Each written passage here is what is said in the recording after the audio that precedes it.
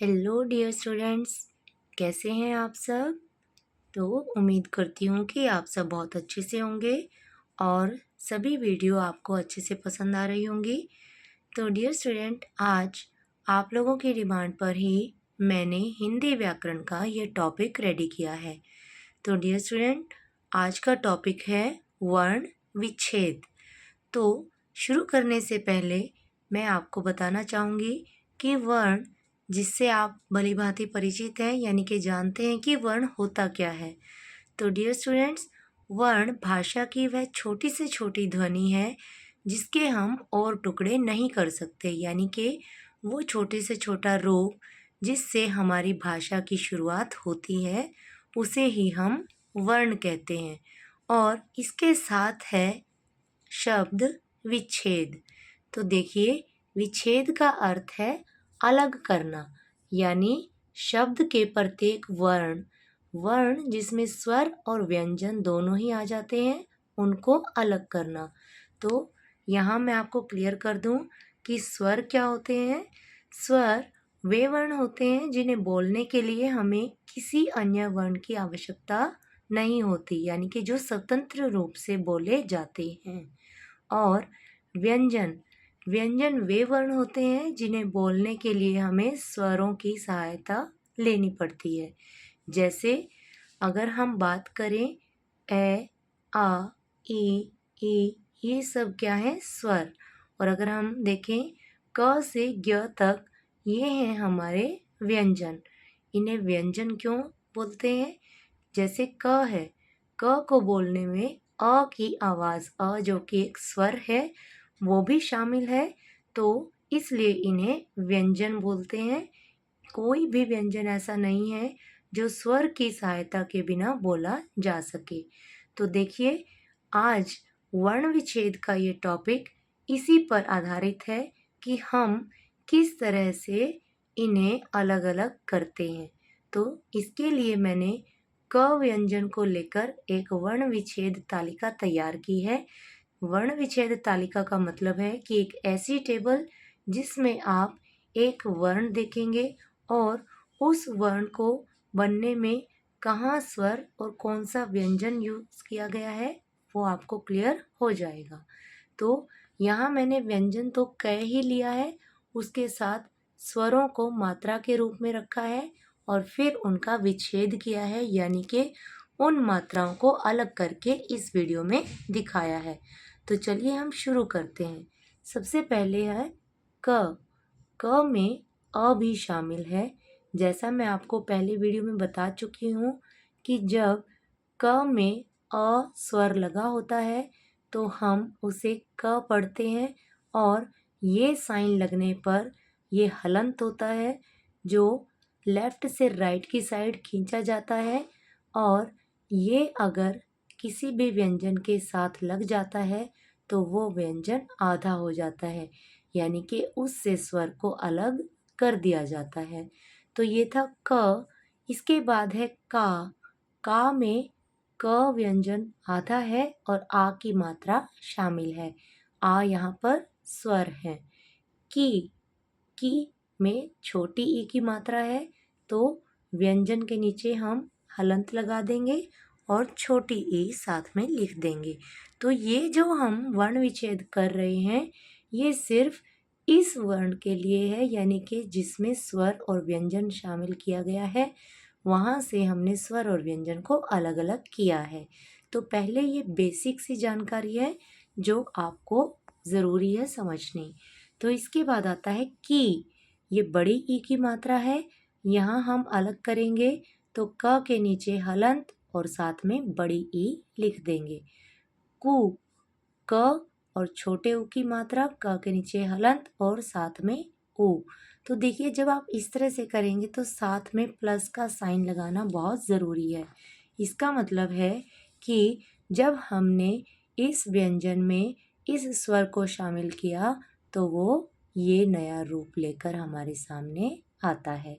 अब बारी आती है कु। यहाँ पर बड़े ऊ की मात्रा है, क प्लस बड़ा ऊ। फिर क्री, क के नीचे हलंत और प्लस में री। फिर है क के नीचे हलंत और छोटी ए। कै में हलंत और साथ में बड़ी ए, जैसे हम पढ़ते हैं ना कैसा, पैसा, थैला, मैला, तो ये वही मात्रा है। इसके बाद आता है को में हम क को हलंत लगाकर अलग कर देंगे और साथ में ओ की मात्रा को। अब यहाँ पर क के नीचे फिर हलंत और बड़ा ओ। कंग, क और अंग की मात्रा कै। ये देखिए, जो ये आपको दो डॉट दिख रही हैं इन्हें हम विसर्ग बोलते हैं और जो इसकी साउंड होती है वो ह की साउंड होती है। जैसे आप अगर शब्द पढ़ते हैं प्रातः, तो वहाँ पर प्रातः के साथ ये विसर्ग आपको दिखाई देंगी और जब हम इसको अलग करते हैं तो ये अह जो है इसके साथ दिखता है। अब आती है बारी संयुक्त व्यंजन की। संयुक्त व्यंजन क्या होते हैं स्टूडेंट्स? वो व्यंजन जो एक से अधिक व्यंजनों को जोड़कर और साथ में स्वरों को प्रयोग करके बनाए जाते हैं। जैसे क्ष, यहाँ पर क आधा है और साथ में श भी आधा है और साथ में अ स्वर जो है वो लिया गया है। त्र, त आधा, आधा र और साथ में अ, तो ये बनता है त्र। ज्ञ, ज्ञ में ज फिर य और साथ में अ। अब आता है श्र, जैसे आप श्रम, परिश्रम, श्रमिक, ये सब जो आप वर्ड पढ़ते हैं वो इसी श्र से बनते हैं और ये श्र किस किस को जोड़कर बना है? श और र और साथ में अ। तो ये थी एक वर्ण विच्छेद तालिका। अब हम आगे सीखेंगे वर्ण विच्छेद, ठीक है। अब देखिए स्टूडेंट्स, हम सीखते हैं शब्दों का वर्ण विच्छेद। तो अभी तक हमने देखा था कि वर्ण विच्छेद क्या होता है और अब देखिए शब्दों से भी आप वर्णों को अलग अलग कर सकते हैं। तो चलिए शुरू करते हैं। पहला शब्द मैंने यहाँ पर लिया है अमर। अमर में अ एक स्वर है। फिर से मैं बता दूं कि स्वरों के नीचे हम हलंत नहीं लगाएंगे। क्यों? क्योंकि स्वर जो है ये बिल्कुल स्वतंत्र होते हैं, इनको किसी के सहारे की ज़रूरत नहीं होती, बिना किसी सहायता के ये बोले जाते हैं। बट म जो है वो एक व्यंजन है, इसमें अ स्वर शामिल है, इसलिए म के नीचे हम हलंत लगाएंगे और र के नीचे भी हलंत लगेगा। साथ में इसमें जो आवाज़ शामिल है वो है अ की। तो इस तरह से अमर शब्द को जब हम इसका वर्ण विच्छेद करेंगे तो अ प्लस म प्लस अ फिर से प्लस र और अ, यानी कि जहाँ अ की आवाज़ है उस अ को अलग कर देंगे और जो व्यंजन साथ में है उसके साथ हलंत लगा देंगे। इसके बाद आता है इधर। इधर में ई एक स्वर है, फिर ध के नीचे हलंत, अ, फिर र के नीचे हलंत और अ। तो देखिए जो ध है ये ध और अ इसकी साउंड से मिलकर बना है, र और अ की साउंड से मिलकर बना है। तो ध और र व्यंजन है, इसलिए यहाँ पर हलंत लगे हैं। इसके बाद आता है ऊपर। ऊपर में बड़ा ऊ की मात्रा आती है, तो बड़ा ऊ साथ में प और प है अ से मिलकर बना, तो इसलिए प के नीचे हलंत और र जैसे आपने अभी ऊपर देखा है उसी तरह से र के नीचे हलंत और साथ में अ।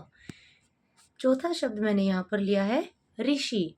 ऋषि में री प्लस श नीचे हलंत और छोटी की मात्रा है तो ई, ऋषि। अब आता है ऐसा, ए प्लस स। अब देखिए यहाँ पर अ नहीं आ लगेगा क्योंकि आ की मात्रा है यहाँ पर। तो यही आपने ध्यान रखना है कि कौन से स्वर की मात्रा साथ में लगी है, वही स्वर आपने यहाँ पर लिखना है। इसके बाद छठा शब्द है ओखली। ओखली में ओ जो बिल्कुल स्वतंत्र है, इसको हम एज इट इज लिखेंगे। ख के साथ अ है तो ख के नीचे हलंत, फिर प्लस ल और बड़ी ई की मात्रा। तो ल के नीचे हलंत और साथ में आ जाएगी बड़ी ई। इसके बाद आता है अंग। अंग, अंग बिल्कुल अलग है तो इसको एज इट इज लिखेंगे। ग के साथ अ शामिल है, ग एक व्यंजन है तो ग के नीचे हलंत लगेगा और साथ में हम अ लिखेंगे। फिर आता है आँख। अब यहाँ पर देखिए ये चंद्र बिंदु है तो आ अलग से रहेगा। ख और अ को हमने हलंत के साथ ख है और अ को अलग से लिखना है। फिर आता है ज्ञान। जैसा मैंने अभी पीछे बताया कि ज्ञ क्या है, एक संयुक्त व्यंजन। संयुक्त व्यंजन क्या होता है, जो दो व्यंजनों को जोड़कर बनाया जाता है और साथ में यहाँ पर है आ की मात्रा। तो हम क्या करेंगे, ज के नीचे हलंत, य के नीचे हलंत, आ, फिर न के नीचे हलंत और अ। ज प्लस य प्लस आ प्लस न और प्लस अ। तो देखिए यहाँ पर हमने हर शब्द के बिल्कुल टुकड़े कर देने हैं कि उसमें क्या क्या शामिल है, वो अलग करना ही वर्ण विच्छेद कहलाता है। अब बारी आती है त्रिभुज की। त्रिभुज में त्र जो है वो बनता है त और र से। अब यहाँ पर ई की मात्रा है तो हम साथ में लगाएंगे छोटी ई, फिर भ नीचे हलंत, छोटे ऊ की मात्रा है तो ऊ, फिर प्लस ज और प्लस अ। तो इस तरह से हमारा बनता है त्रिभुज। अब देखिए श्रुतलेख। श्रुतलेख, वैसे श्रुतलेख हम किसको बोलते हैं, जो हम सुलेख लिखते हैं उसी को श्रुतलेख भी बोलते हैं। तो यहाँ पर किसी भी तरह की अशुद्धि ना हो, यानी कि किसी भी शब्द का वर्ण का शुद्ध रूप लिखना ही श्रुतलेख कहलाता है। तो श्रुतलेख का वर्ण विच्छेद क्या होगा, श्र भी एक संयुक्त व्यंजन है जो श और र से बना है, साथ में है छोटे ऊ की मात्रा तो हम लिखेंगे उ, फिर त और अ, जो हमारा त है वो व्यंजन है, त के नीचे हलंत, फिर से आ जाता है ल के ऊपर लगी है ए की मात्रा तो ल के नीचे हलंत प्लस ए प्लस ख और प्लस अ। तो इस तरह से ये वर्ण विच्छेद बनता है हमारा श्रुतलेख के लिए। अब आता है प्रश्न। प्रश्न में प के नीचे हलंत प्लस र के नीचे हलंत। क्यों, क्योंकि प और र से मिलकर ही प्र बना है और साथ में है अ। तो यहाँ र जो है वो आधा है, प भी आधा है और अ इनके साथ जुड़ा है तो ये प्र बनता है। फिर देखिए ध्यान से श के साथ हमने जो ये खड़ी पाई है वो नहीं लगाई है, इसका मतलब ये श आधा है तो हम यहाँ पर श के नीचे हलंत लगाएंगे, साथ में कोई भी स्वर नहीं लिखेंगे क्योंकि ये ऑलरेडी आधा है। फिर आता है न, तो न के साथ हलंत लगाकर हमने लिखना है अ। इस तरह से हमारा प्रश्न का वर्ण विच्छेद कंप्लीट हो जाता है। 13 शब्द है हमारा कार्य।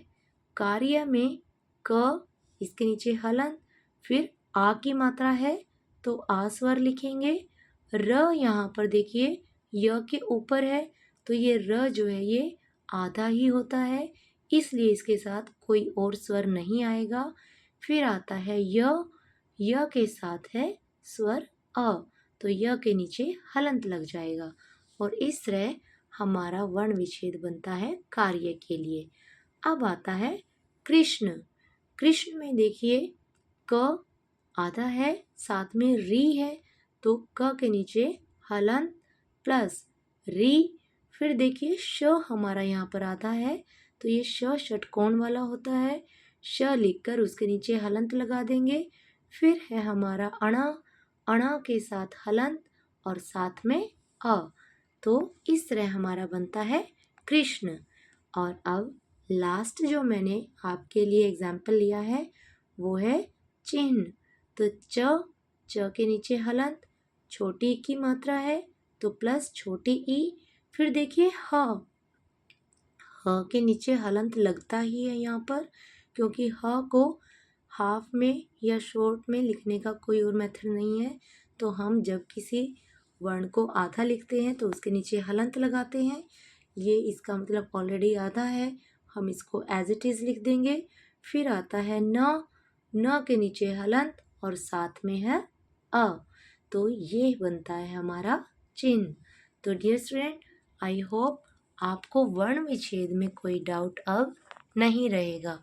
और वीडियो पसंद आए तो चैनल को सब्सक्राइब करें, वीडियो को लाइक करें और शेयर करें। Till then, take care, good bye.